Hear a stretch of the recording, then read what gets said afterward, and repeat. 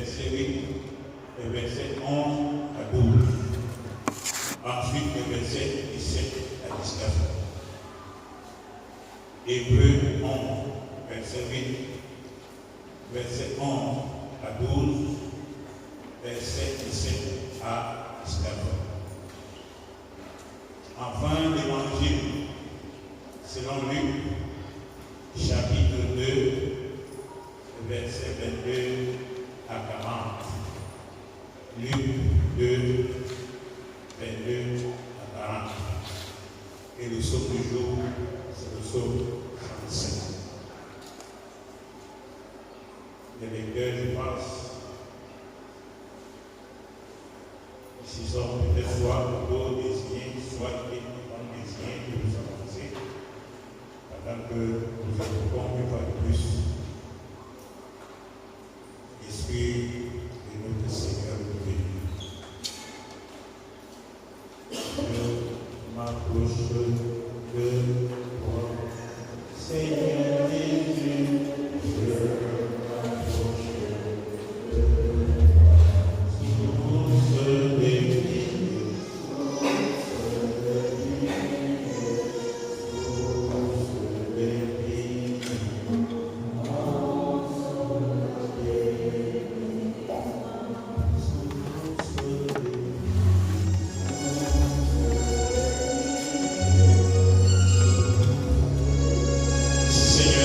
De cette nouvelle année, puisse ton esprit nous guider, nous donner une nouvelle écoute de ta parole. Viens dans nos cœurs et nos vies de tous les jours, nous apprendre à compter sur toi. Grave à nous ta parole de vie, qu'elle soit pour nous guide et soutien, au nom de Jésus-Christ, notre Seigneur et Sauveur. Amen. Puis, bien-aimés, notre premier texte est tiré de Genèse, chapitre 15, les 6 premiers versets, et Genèse 21, les 13 premiers versets. Dans la version du second, il est écrit. Après ces événements, la parole de l'Éternel s'adressait à Abraham dans une vision et il dit, Abraham, ne crains point. Je suis donc oublié et ta récompense sera très grande. Abraham répondit, Seigneur éternel, que me donneras-tu? Je m'en vais sans enfant, et l'héritier de ma maison c'est Eliezer de Damas. Et Abraham dit, voici, tu ne m'as pas donné de postérité, et celui qui est né dans ma maison sera mon héritier. Alors la parole de l'Éternel lui fut adressée ainsi.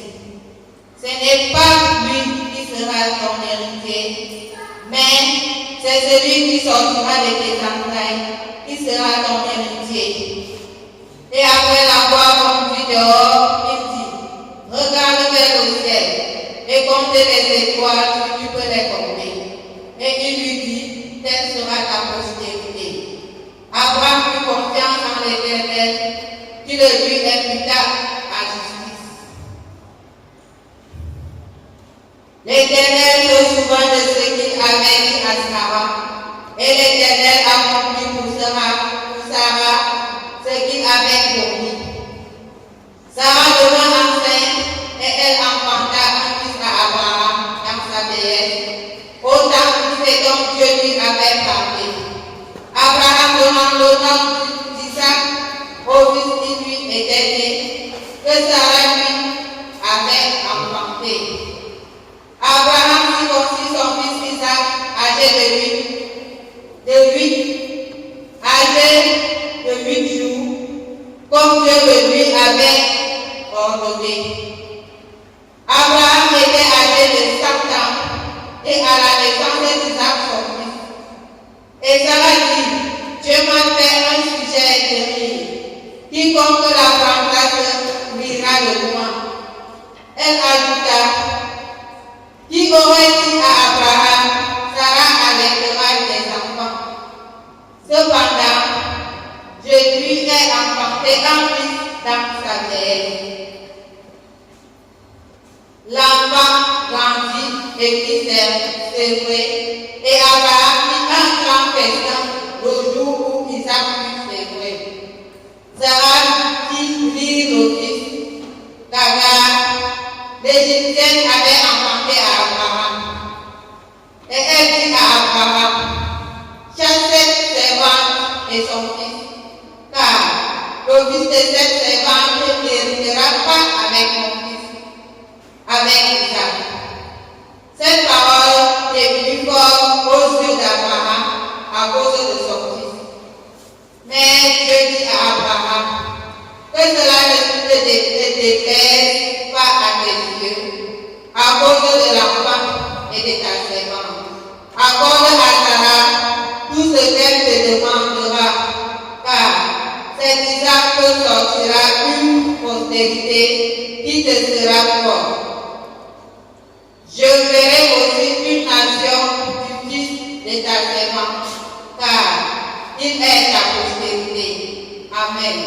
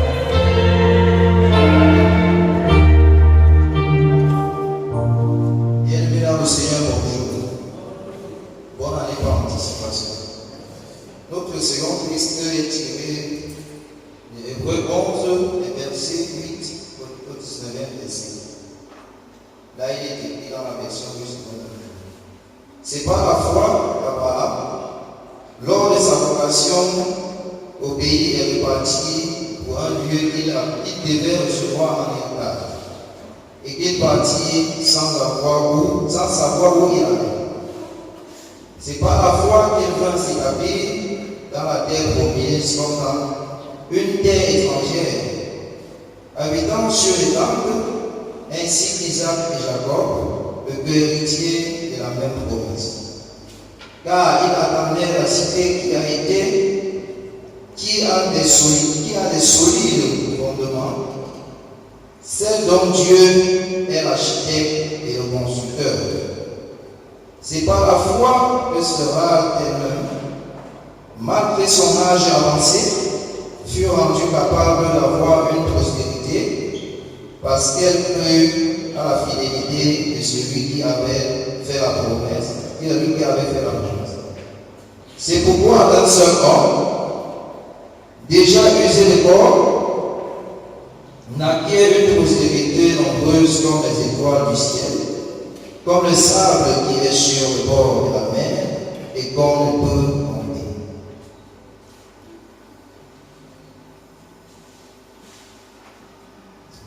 Bien-aimé, désolé, cher et l'autre verset 12. Amen. Amen.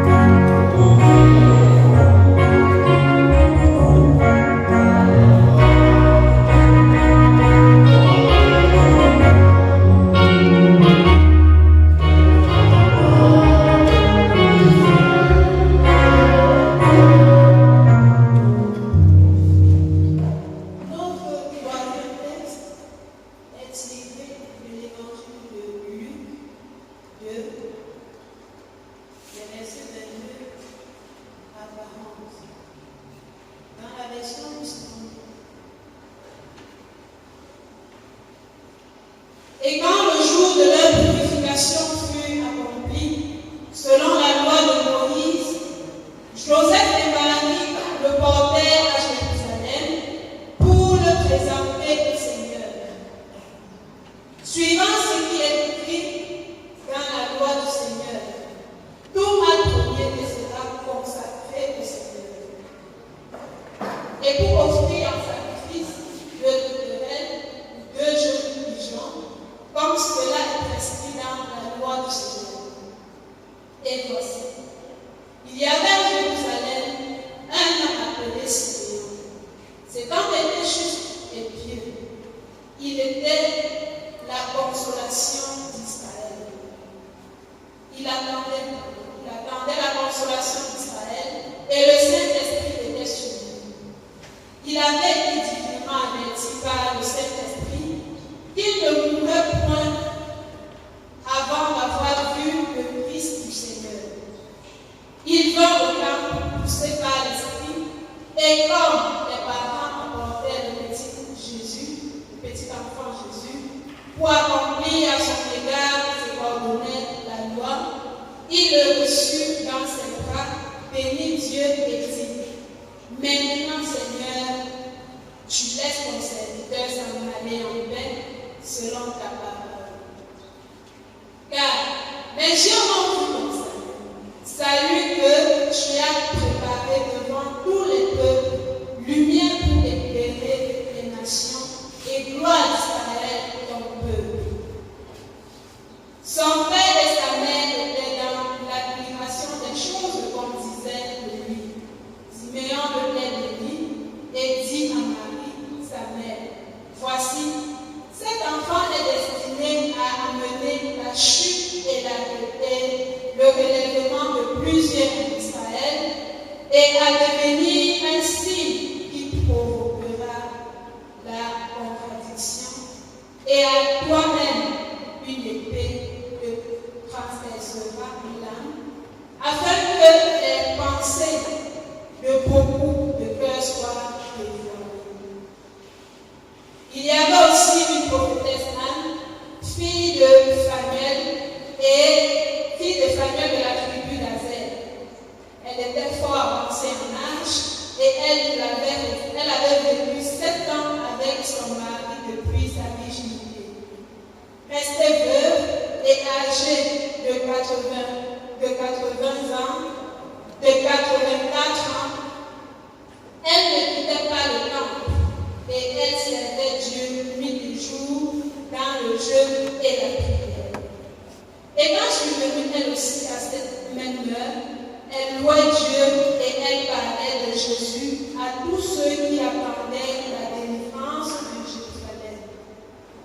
Verset 39. Lorsqu'il eut accompli tout ce qu'ordonnait la loi du Seigneur, Joseph et Marie retournèrent à Galilée, à Nazareth, leur ville. Or, l'enfant croissait et se fortifiait. Il était rempli de sagesse et la grâce de Dieu était sur lui. Amen.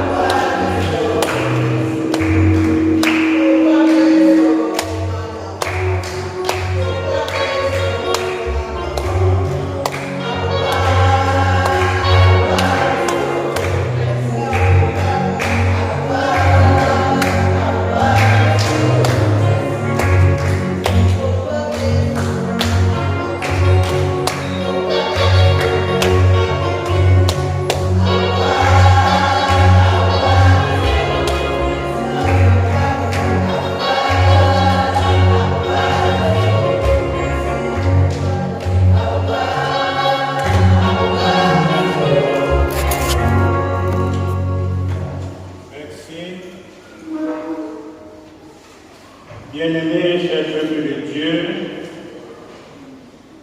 vous qui avez répondu présent à cette invitation divine de ce matin, à la lisière de l'année 2023 et à l'aube de l'année 2024, nous vous souhaitons la bienvenue dans ce sanctuaire et un heureux séjour dans ce même sanctuaire au nom de notre Seigneur Jésus-Christ.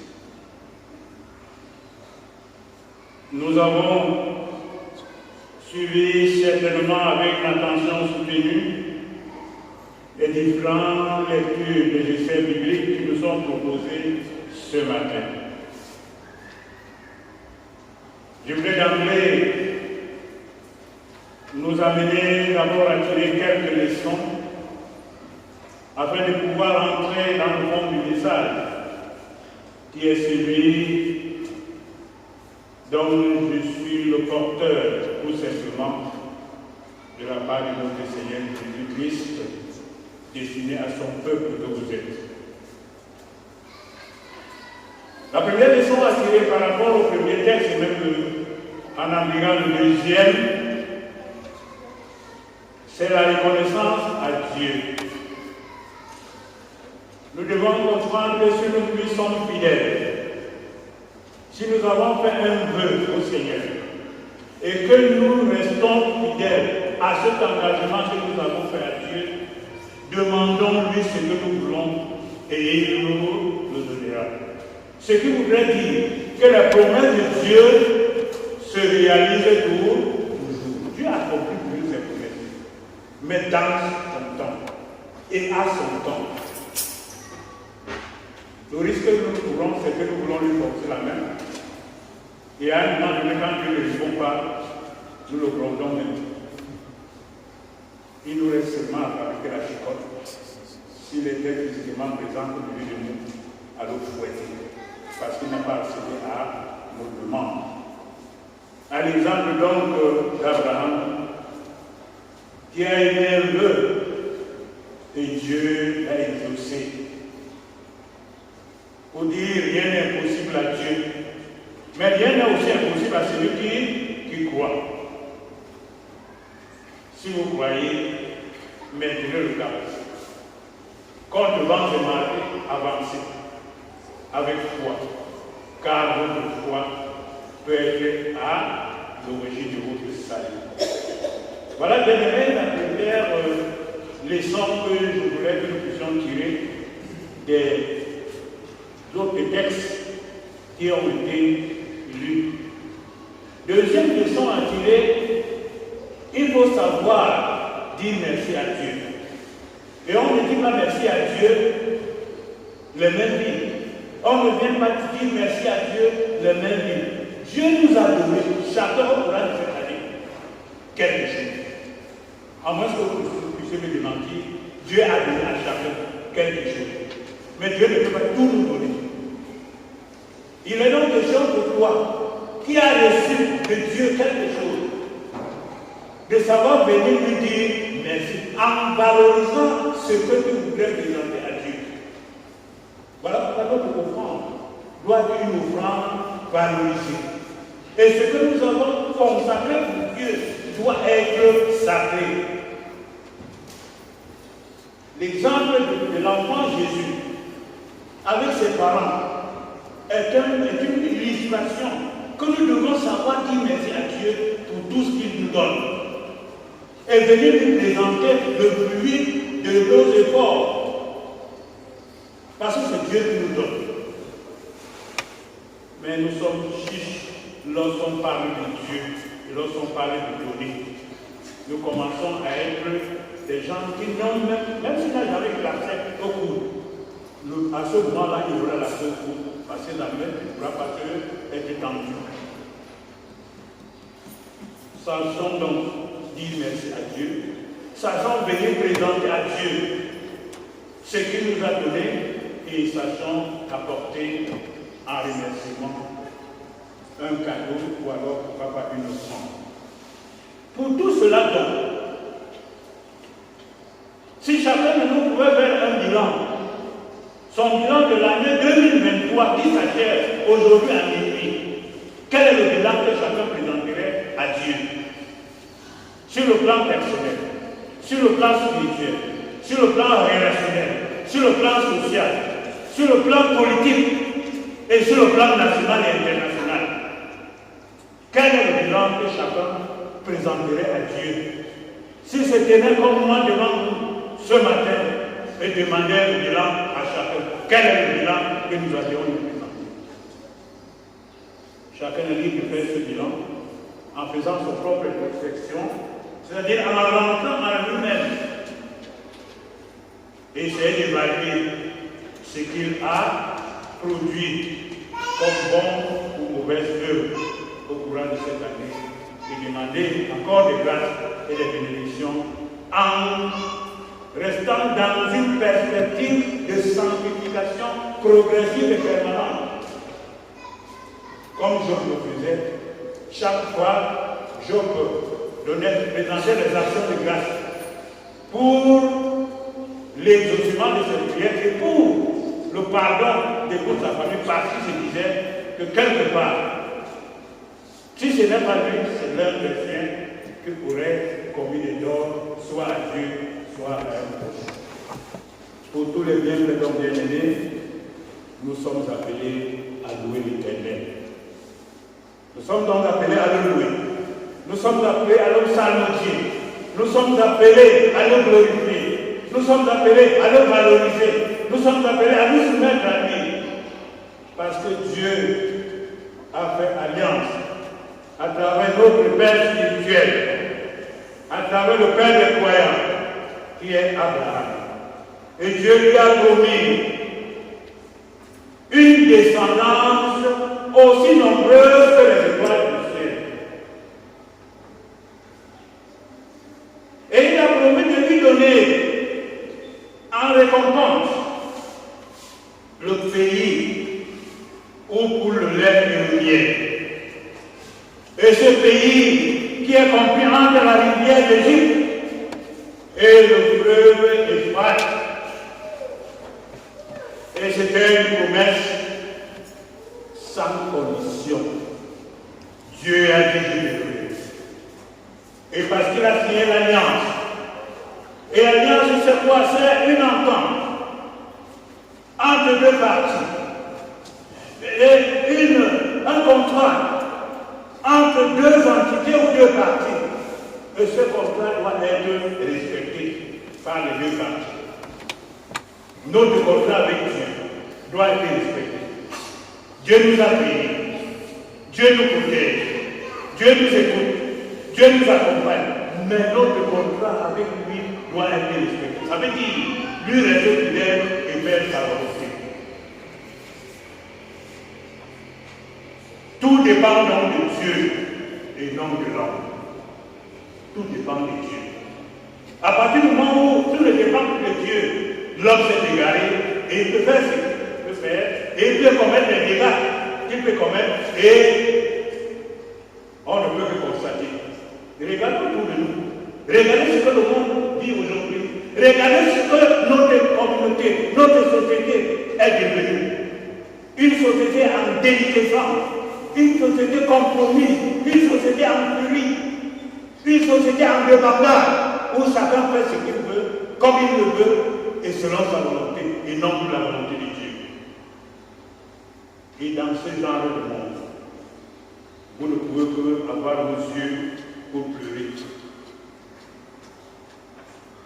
En effet, bien-aimés dans le Seigneur, ce jour, Dieu nous parle. Dieu te parle. Et à travers Ésaïe, Dieu nous demande de proclamer son nom. De proclamer son nom au milieu des peuples. Comme nous faisons avec notre proclamation de foi, ou ce que nous appelons profession de foi, ou alors confession de foi, qui est une déclamation, qui est une proclamation pour Dieu dit, pour le chrétien. Et c'est pour montrer à la face du monde que nous appartenons à un Dieu vivant. que nous sommes véritablement ses enfants. Et c'est pourquoi que nous déclinons notre identité à travers cette confession de foi. Parce que nous sommes confiants, parce que nous sommes engagés. Et nous donnons les raisons pour lesquelles nous croyons en ce Dieu tout-puissant, créateur de l'univers. Le texte de Salmi ce matin, et même en communion avec le texte de Genèse et les autres textes que nous avons lus, nous invitent, le nouveau Israël que nous sommes, à nous souvenir de notre propre engagement et de l'encouragement que l'Éternel nous apporte et que ses promesses ne finiront pas s'accomplir. En fait, cher peuple de Dieu, bien-aimé dans le Seigneur, le psalmiste qui accompagne la compréhension des autres textes met un accent sur l'enthousiasme de chacun de nous, de tout ce que Dieu fait pour nous depuis l'alliance qu'il a signée avec Abraham jusqu'à nos jours et même à l'entrée de la terre promise qui est Canaan. L'auteur de ce texte ce matin insiste surtout sur la part de Dieu. Dieu fait sa part. Et toi, qu'est-ce que tu fais? Quelle est ta part? Dieu fait sa part parce qu'il a compris ses promesses. Dieu fait sa part parce qu'il reste fidèle. Dieu fait sa part parce qu'il te bénit. Dieu fait sa part parce qu'il te donne la vie. Chaque jour, quand tu te réveilles, est-ce que tu es même en mesure de dire même merci à Dieu?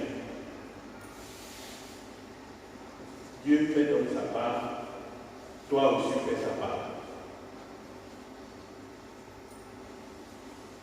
Dans ce texte,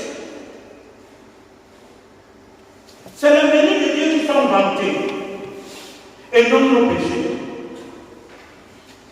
Il ne fait allusion à aucun de nos péchés, même à celui de nos frères qui nous ont précédés, les fils d'Israël, ni même de nos égarements de l'heure. Contrairement à de nombreux psaumes historiques dans l'histoire de l'Israël, où il est beaucoup reproché au peuple son indécision, sa non-incrédulité, sa séparation avec Dieu et tout ce que cela comporte.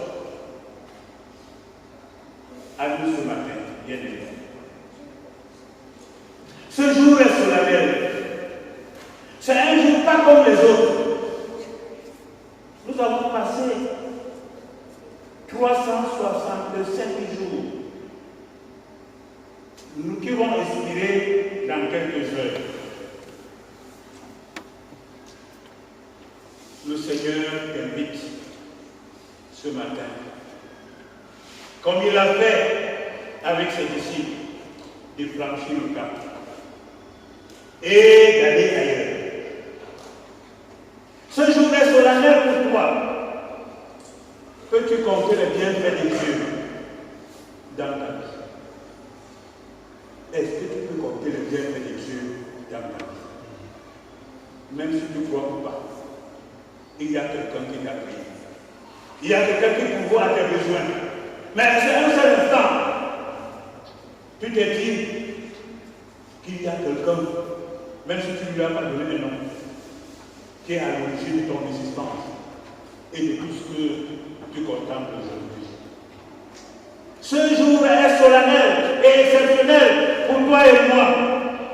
Exprime-le ce matin à travers les pas de danse. Exprime-le ce matin à travers des chants.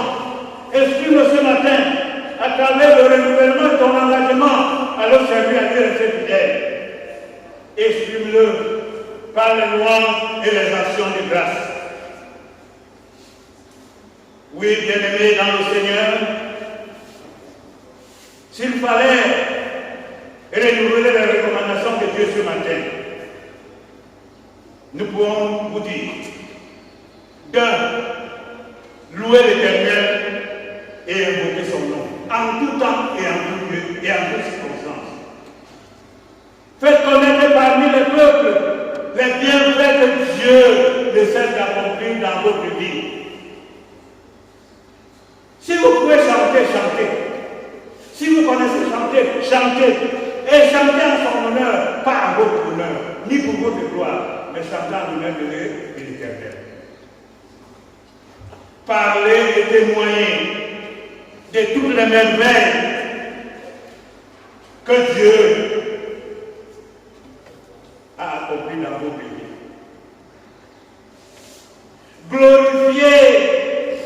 Glorifiez-vous en son nom et non vous.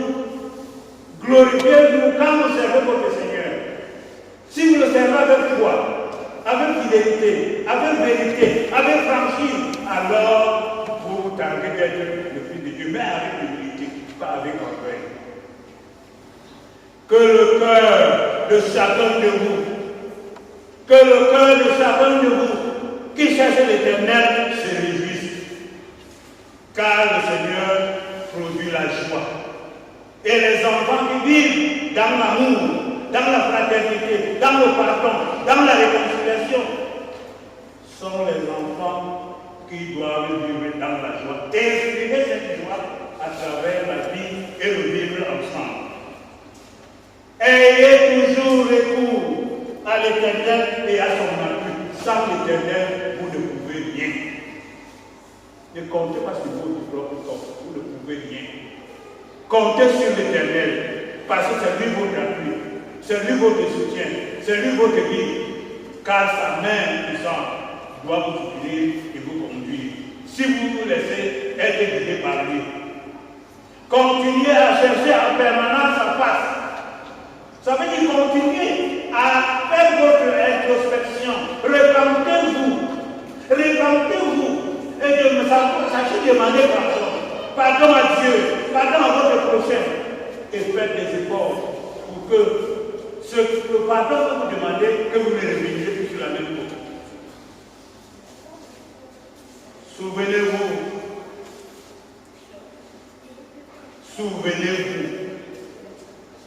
de ce que Dieu a fait dans vos vies. Souvenez-vous des miracles qui se sont produits dans vos vies. Souvenez-vous des situations difficiles que vous avez eu à gérer sans savoir comment est-ce que cela s'est passé. Souvenez-vous ce que Dieu fait tous les jours. Quand même la nuit, vous êtes en train peut-être de transpirer. La nuit, vous êtes en train de souffrir. La nuit, vous êtes en train de gémir. La nuit, vous êtes en train de bagarrer. Mais le matin, vous êtes debout. Qu'est-ce qui s'est passé? Le matin, vous êtes debout. Et vous vous dites que c'est à votre propre force. Non. C'est parce que Dieu vous aime. Et c'est pour cela que chaque jour, il renouvelle en nous sa confiance. Nous sommes donc appelés à le louer, à lui rendre grâce tous les jours, à chaque instant de notre vie. Parce que Dieu nous sort de situations inexplicables. Souvenez-vous des miracles et des jugements de sa bouche. Quand Dieu dit, ça se réalise. La bouche de Dieu ne maudit pas, mais pour bénir. Notre bouche aussi doit être là, non pour maudire, mais pour bénir. Apprenons à dire merci à Dieu. Apprenons à louer notre Seigneur.